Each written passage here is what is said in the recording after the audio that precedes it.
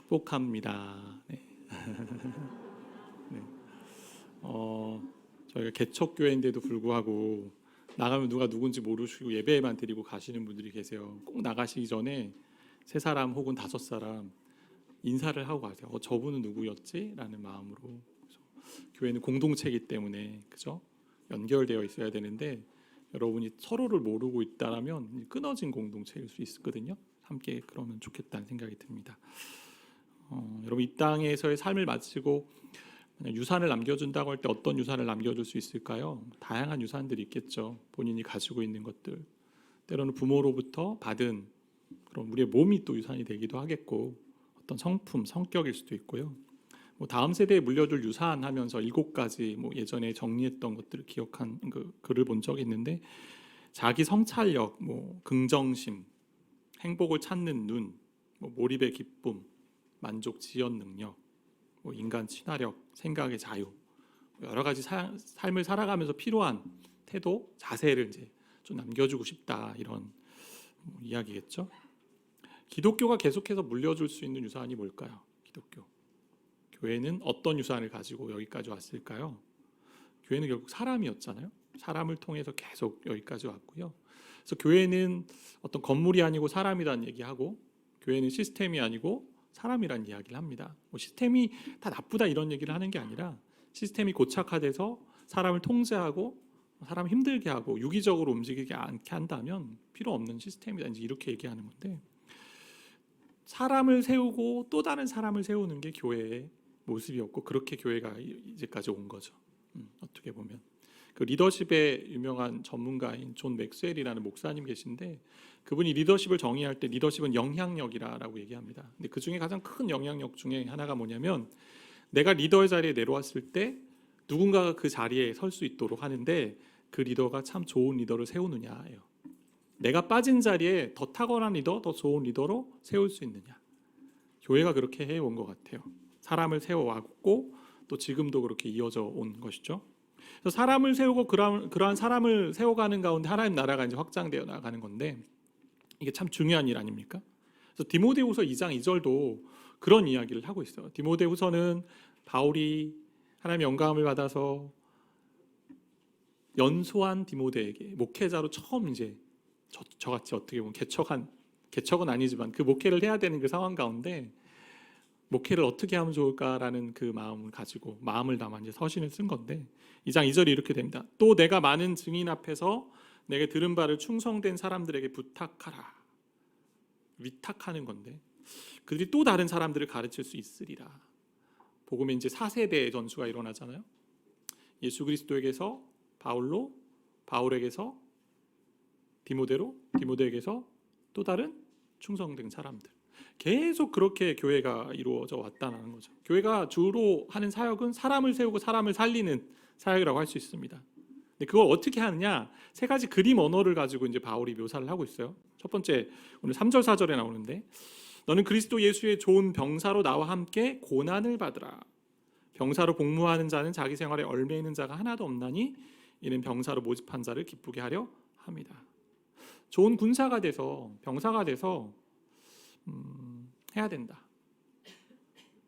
사람을 세우고 다른 사람을 세우는 일들을 병사의 마음으로 해야 되는데, 병사는 어떻게 합니까? 군인은 자기의 부름이 아니라 나를 부르신, 모집한 그 분의 명령에 따라 자기를 절제하고 우선순위를 두고 그렇게 해간다는 거죠. 자기 생활에 얽매이지 않습니다. 살림살이에 개인 일정에 매이지 않고. 이 얘기는 세상과 담을 쌓고 살라 이런 얘기가 아니라, 우선순위가 어디 있는가, 어디에 절제하고 또 어디에 초점을 두고 사는가라는 얘기죠. 두 번째 묘사는 운동선수예요. 5절에 보시면, 경기하는 자가 법대로 경기하지 아니하면 승리자의 관을 얻지 못할 것이며 라고 되어 있어요. 운동선수죠. 법대로라는 건 규칙이잖아요. 운동할 때 뭐가 필요하죠? 열심히 하고 노력하는 것도 필요하지만, 잘하는 것도 필요하지만, 규칙에 따라, 그 경기가 가지고 있는 룰에 따라 해야 되잖아요. 그걸 벗어나면 어떻게 해요? 반칙이고 또 뭐죠? 실격을 당합니다. 실격. 그렇게 한다는 얘기 뭐예요? 그만큼 그 규칙에 맞게 하려고 억제하고 스스로를 좀 절제하고, 그리고 인내하면서 그 일들을 감당하고 있다. 때로는 잘하기 위해서 어떻게 체중 조절도 하고 먹는 것 운동량도 조절하지 않습니까? 이제 당시 올림픽에 출전하는 이제 운동 선수들을 빗대어서 이런 묘사를 한 건데 오늘날도 별반 다르지 않잖아요. 4년마다 열리는 올림픽을 준비하기 위해서 태릉 선수촌에 우리 국가대표 선수들이 모였을 때 어떻게 합니까? 절제하고 인내하는데 그 중에 이제 영상을 한번 본 적이 있는데 태릉 선수촌 취재하면서 한 운동 선수가 그런 얘기 하더라고요. 상처가 없으면 그날은 운동을 안 한 것이다. 진짜 절제하고 애쓰다 보니까 몸에 상처가 많은데도 그냥 그 일들을 감당하는 거죠. 희생하는 거죠. 세 번째 묘사는 수고하는 농부인데 농부를 이제 묘사하는데 6절에 보니까 수고하는 농부가 곡식을 먼저 가는 것이 마땅하다. 농부가 당연히 씨를 뿌리고 열매를 거두는데 어떤 농부? 수고하는 농부. 애쓰고 헌신하고 땀을 흘리는 농부가 받는다. 이 세 가지는요. 군인, 운동선수, 농부 다 다른 얘기를 하고 있는 게 아니라 하나를 얘기하는 거예요. 절제하고 인내해서 뭘 하는 거예요? 스스로 고난에 참여하는 사람. 그래서 오늘 2장 3절에 이렇게 되어 있죠. 너는 그리스도 예수의 좋은 병사로 나와 함께 고난을 받으라. 디모데후서 1장에도 나오는 얘기예요. 복음과 함께 고난을 받으라. 이런 얘기. 나와 함께 고난을 받으라. 계속 이런 얘기가 나오고 있다라는 거죠. 그러니까 다양한 것을 통해 다양한 모습을 통해 보여주는 것은 다음 세대를 세우는 데는 그리고 믿음을 전수하는 데는 유산을 나누는 데는 엄청난 에너지가 필요하다. 스스로 고난을 자처하듯이 그래야 된다는 얘기를 하고 있는 거죠. 그럼 7절의 말씀을 이제 이어가는데 오늘 그냥 말씀을 쭉 이어갈 때는 잘 보세요. 7절 같이 읽을까요? 내가 말하는 것을 생각해 보라. 주께서 범사에 내게 총명을 주시리라. 이제까지 했던 거 잘 생각해 보라는 거예요. 그럼 어디로 이어지느냐를 보여주는 건데 그럼 전 이 구절만 가지고도 좀 얘기를 하고 싶은데 그럼 주께서 말씀하신 이 성경을 그냥 한 귀로 듣고 한 귀로 흘리지 마시고 한번 보고 그냥 멈추지 마시고 묵상하셔야 됩니다. 시편 1편에 어떻게 돼 있죠? 복 있는 사람은 악인들의 꾀를 쫓지 않고 쭉 나오면서 2절에 어떻게 해요? 오직 여호와의 율법을 즐거워해 그 율법을 주야로 묵상한다. 곱씹는 건데 계속 반복하는 건데 전 이제 설교를 제가 이제 멘토로 모셨던 목사님 늘 그런 얘기 하셨어요. 설교가 뭐냐? 당연히 하나님의 말씀을 대언하고 전하는 거고 은혜가 흘러가는 건데 또 하나의 기능이 있다면 설교를 통해서 성도들이 성경은 이렇게 보는 거구나라는 걸 가이드를 주는 거라는 거죠. 제가 하고 싶은 것도 그런 거예요. 여러분이 말씀을 듣고 설교를 통해서 내가 일주일 잘 살아 당연히 필요한데 이 말씀을 듣고 집에 들어가서 말씀이 이런 거구나. 또 한번 보자. 또 다른 말씀도 이렇게 봐보자. 여러분이 스스로 묵상하고 그 말씀이 내 마음판에 새겨져야만 그게 힘 있는 말씀이 되는 겁니다. 오늘날 바쁘다 보니까 어때요? 바쁜 건 핑계인데 어떤 면에선 짧은 영상에 그리고 설교 시간도 짧게 해달라고 하는 경우도 있고 뭔가 다 짧게 하길 원하는데 깊이 들어가지 못하는 근데 정말 깊이 하나님의 말씀을 좀 보고 그 말씀을 내 삶에 좀 적용하고 또 비춰보는 그런 일들을 여러분이 하셔야 됩니다. 그래야만 성장할 수 있는 겁니다.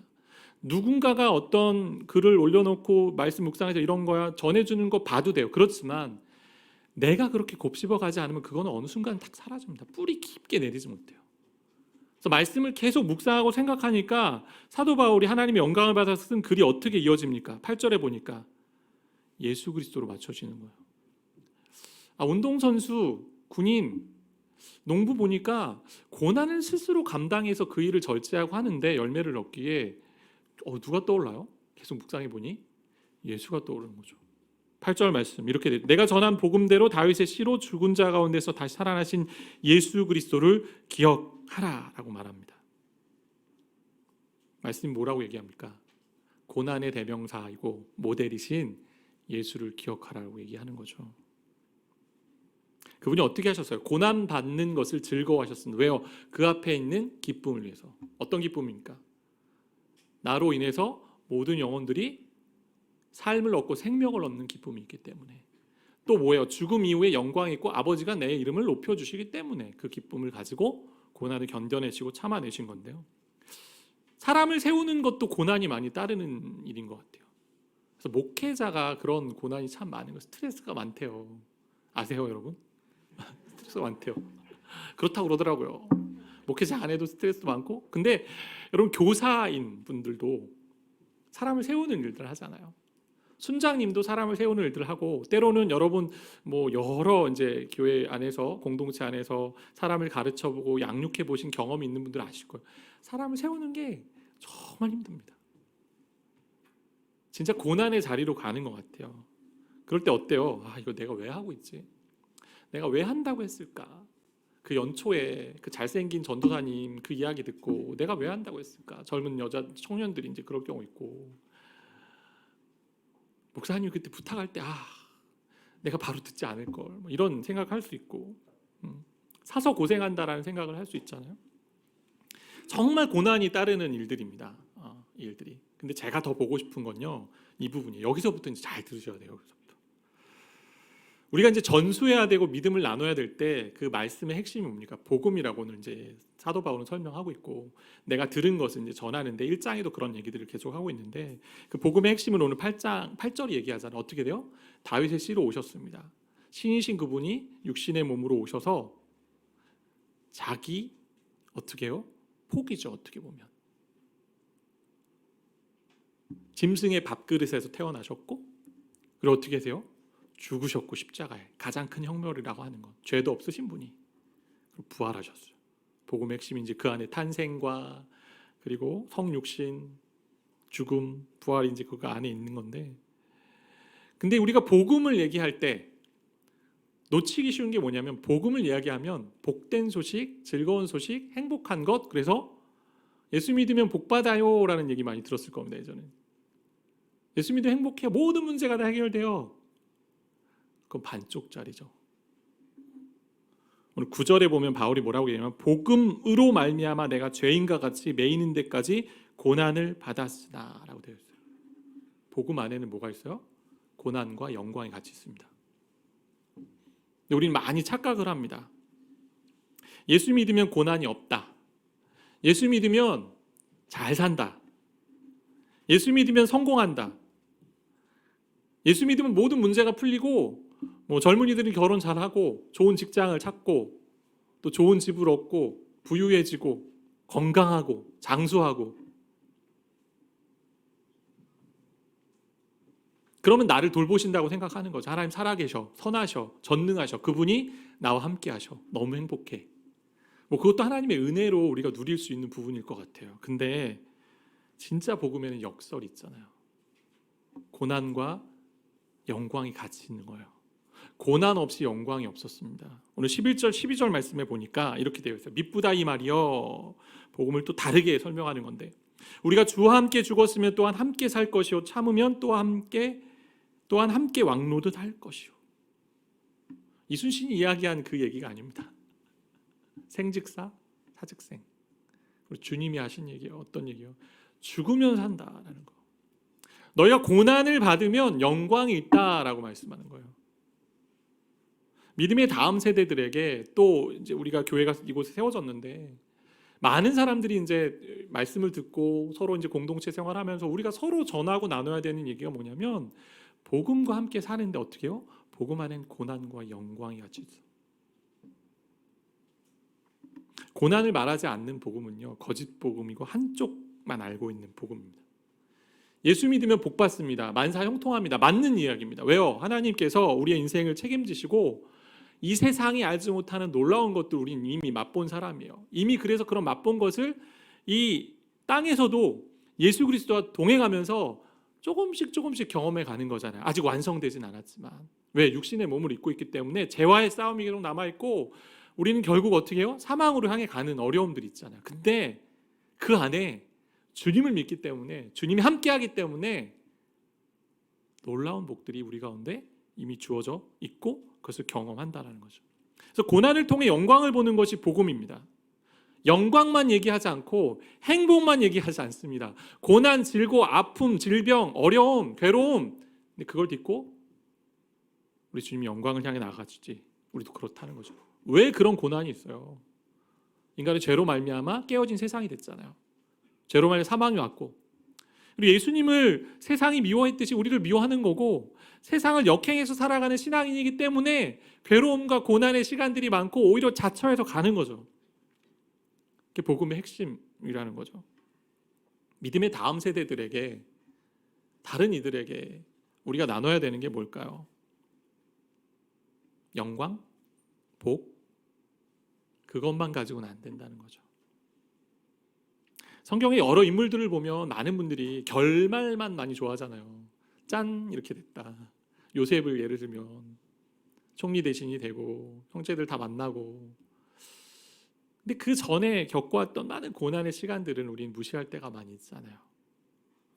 하나님께서 그걸 통해 뭘 하세요? 요셉을 만져가셨잖아요. 그의 인생을 변화시키고 삶을 새롭게 하시고 그의 성품을 바꿔가시고 빚어가시는 모습이 있잖아요. 우리가 잊지 말아야 할 것이 뭐냐? 복음 안에는 고난이 같이 있다라는 거예요. 그래서 실패를, 고난을 두려워하면 안 됩니다. 지금 이 땅에서 무엇인가 어렵고 힘들고 또 좁은 길을 가기 때문에 참 괴로워하는 그런 것들을 우리는 두려워해서는 안 된다는 거죠. 이런 말씀을 전하면 마음이 어려우신 분도 있을 것 같아요. 위로를 받으러 왔는데, 안식을 받으러 왔는데. 저도 어렵습니다. 저 자신에게 이 얘기를 하는 게 너무 어렵습니다. 왜요? 저도 개척하면 많은 사람들이 꿈꾸는 것처럼 그런 것들을 생각할 수 있잖아요. 일반 사람들이. 제가 개척을 준비하면서 작년 한 해 참 두려움과의 싸움이었습니다. 제 목회 생활 중에 작년 1년만큼 참 흑역사, 암흑 가운데 있었던 그런 시간이 또 있었을까, 그런 고민들을. 근데 하나님 저를 그렇게 그 가운데 빚어가시는, 만들어가시는 부분이 있었는데, 제가 이제 지난번에도 말씀드렸지만 전 내부에서 계속 분당우리에 있었던 사람이 아니고 외부에서 이제 청빙받아 온 사람인데 1년 동안 비대면으로 만났고요. 과연 1만 성도 파송 운동이 가능할까? 그런 의문도 좀 있었던 사람이에요. 제가 돌다리도 두드려보고 건넌고, 그러고 나서 건넌 다리도 두드려볼 때가 있는데, 배터리가 좀 방전된 것 같은 시간도 좀 가졌던 것 같고요. 개척했는데 성도들이 안 모이면 어떡하지? 개척했는데 하나님의 교회라고 하지만 과연, 그런 고민 속에 29명 목회자를 이제 모아놓고 매주 이제 뭐 이야기하고 또 말씀 나누면서 이찬수 목사님이 해주셨던 얘기와 멘토 목사님께서 이제 전화하면서 해주셨던 얘기가 뭐 비슷한 맥락인데, 이찬수 목사님 그런 얘기 갑자기 하셨어요. 여러분, 29개 교회가 다 부흥한다라고 생각 안 한다, 자기는. 그리고 다 부흥해야만 한다고 하는 것은 잘못된 생각이다. 그건 하나님이 하시는 영역이고, 다만 여러분은 건강한 공동체를 만들어가게 애써라. 근데 그거에 대한 열매는 하나님께 맡기는 거다. 최선을 다하면 된다. 열매를 바라보지 말고 그 자리에 충성을 다하는 그런 부분들. 부르심이 다 다를 수 있기 때문에 뭐 어느 교회는 뭐 이렇게 막 모이기도 하고 어느 교회도 또 이렇고 여러 가지 얘기할 거예요. 근데 제가 또 이런 얘기하면 진짜 저는 복 받은 거잖아요. 지금 개척을 해서 10명, 15명 모이는 목사님들 되게 많습니다. 7년이 되고 8년이 됐는데. 부르심이 다 다를 수 있는 거고. 멘토 목사님 그런 얘기 하셨어요. 어찌 보면 이 땅에 복음을 전하는 것이 실패를 위한 사명의 부르심인 것 같다. 이사야서 6장 얘기를 하시면서 이제 해주셨는데, 하나님께서 이사야에게 선지자 사명을 주시면서 이렇게 말씀하세요. 6장 8절 보니까, 내가 또 주의 목소리를 들으니 주께서 이르시되 내가 누구를 보내며 누가 우리를 위하여 갈꼬 하시니, 그때에 내가 이르되, 이사야가 마치 이러는 것 같죠. 하나님, 저요 내가 여기 있어요. 나를 보내세요. 근데 9절이 어떻게 이어지는지 아십니까? 9절 말씀 같이 읽을까요? 여호와께서 이르시되 가서 이 백성에게 이르기를 너희가 듣기는 들어도 깨닫지 못할 것이요 보기는 보아도 알지 못하리라. 네가 전하는 사명을 가지고 가는데 근데 안 들을 거다. 그들 들어도 깨닫지 못할 거다. 보아도 알지 못할 거다. 마치 실패를 전제로 한 사명처럼 부르심을 받잖아요. 근데 하나님이 그를 통해서 일하시기 시작하고, 저는 이제 예수가암교회가 실패를 위한 부르심을 받았다 이 얘기를 하고 있는 게 아니라 우리 인생 가운데 사람들의 눈에 보기에 실패라고 여기는 것, 고난이라고 여기는 시간들이 우리 가운데 있다라는 것입니다. 근데 그게 있다라는 건요, 우리가 이 땅에 믿음의 길을 잘 가고 있다라는 거예요. 믿음 안에 사는 다음 세대들에게 뭐라고 이야기할까요? 영광스러운 복음이 있는데 그 복음 앞에 고난이 있어. 자녀들에게 그런 이야기를 해줘야 되잖아요. 믿음을 처음 갖는 사람들에게 그런 얘기 해줘야 되잖아요. 예수 믿으면 복받아요. 예수 믿으면 행복해요. 예수 믿으면 모든 문제가 다 해결돼요. 그럼 간증을 뭐라고 얘기합니까? 우리는 많이 생각할 때 내가 하나님 믿어서 어려운 문제가 있었는데 이게 해결됐어요. 그럼 간증을 많이 얘기하잖아요. 근데 그건 반쪽짜리 간증이잖아요. 진짜 간증이 뭐예요? 내가 사업했는데 망했어요. 근데 하나님이 더 새로운 것을 만나게 하셨어요. 내 삶이 지금 고난 가운데 있지만 그거보다 더 고귀하고 가치로운 걸 경험했습니다. 이런 글이 있어요. 축복은 고통을 통해서, 열매는 수고를 통해서, 생명은 사망을 통해서, 영광은 고난을 통해서 온다. 축복은 고통을 통해서, 열매는 수고를 통해서, 생명은 사망을 통해서, 영광은 고난을 통해서 온다. 복음의 핵심이 뭡니까? 우리가 다음 세대에게 말씀을 전하고 많은 사람들에게 또 다음 세대 교회가 계속 이어지기 위해서 말씀을 전하고 복음의 요소를 나누는 것, 고난의 자리로 가는 거지만 복음의 핵심 가운데도 고난이 있다는 거, 그 내용에도. 전 예수 믿어서 부자가 된다 이렇게 전도하고 싶지 않아요. 예수 믿으면 이 세상을 보는 관점이 달라지고요, 하나님과 함께함으로 비록 이 땅에 육신의 몸을 입고 있기 때문에 내가 당하는 고난과 질병과 아픔이 있지만 그 가운데 하나님 나와 함께 하시고 앞으로 나에게 허락할 그 영광의 날들이 있기에, 또 해결할 그분이 계시기에 내가 일 걸어갑니다 라고 얘기해야 된다는 거죠. 고린도서 4장 9절과 10절의 말씀이 제가 이 말씀 보면서 떠올랐습니다. 같이 좀 읽어봅시다. 무명한 자 같으나 유명한 자요, 죽은 자 같으나 보라 우리가 살아있고, 징계를 받는 자 같으나 죽임을 당하지 아니하고, 근심하는 자 같으나 항상 기뻐하고, 가난한 자 같으나 많은 사람을 부유하게 하고, 아무것도 없는 자 같으나 모든 것을 가진 자로다. 고난과 가난과 환난이 우리 가운데 있습니다. 믿음의 삶이 원래 그래요. 우리 자녀들에게 너 잘 될 거야, 성공할 거야, 그것만 전하지 마세요. 어려움 있어? 그래, 그때 하나님께 기도할 때야. 힘든 일 있어? 하나님이 너와 함께 하시는 걸 경험할 때야.